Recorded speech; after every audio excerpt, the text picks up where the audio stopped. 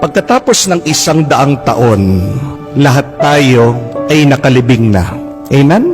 Nakalibing na rin, sigurado, ang ating mga minamahal, ang ating mga kamag-anak, ang ating mga kaibigan, ang ating mga kakilala. At pagkatapos ng 100 taon, iba na rin ang mga tao na nakatira sa ating mga bahay, sa ating mga tahanan na kung saan pinaghirapan nating pagawa at patayo. May mga ibang tao na rin ang magmamay-ari ng mga bagay ng ating mga inipon. Pagkatapos ng 100 taon, ang kotse na binayaran natin at inutang, wala na rin. Maaaring ito ay scrap, lata na, tinapon, o baka inilibing na rin. Pagkatapos ng 100 taon, yung ating trabaho na pinagpaguran, ini-stress, palaging iniisip, binigay na sa iba. O maaaring ang kumpanya na ating pinasukan ay wala na rin.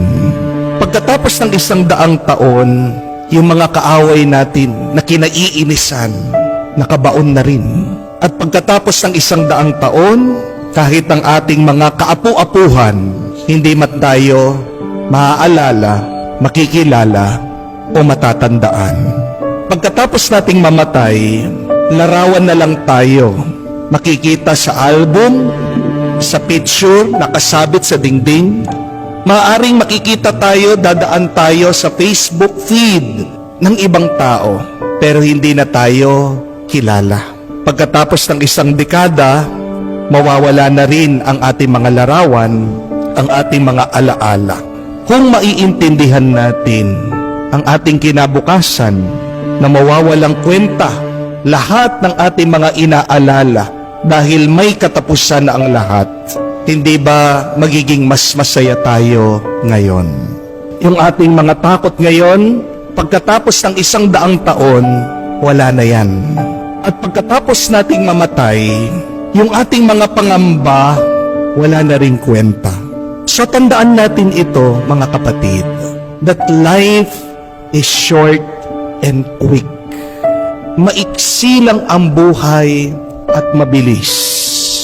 Lalong-lalo na ito ay umiiksi at bumibilis dahil sa ating takot, pag-aalala at pangamba. Do not make your life shorter and quicker because of your constant worrying, panicking, and fearing. Baka sa huli, magsisi ka na inubos mo ang iyong buhay sa kakaisip at sa pag-aalala. Jesus is challenging us to live life to the fullest, to make most of our life here on earth. May katotohanan ang kasabihan that if it doesn't matter in 5 years, then don't spend 5 minutes on it.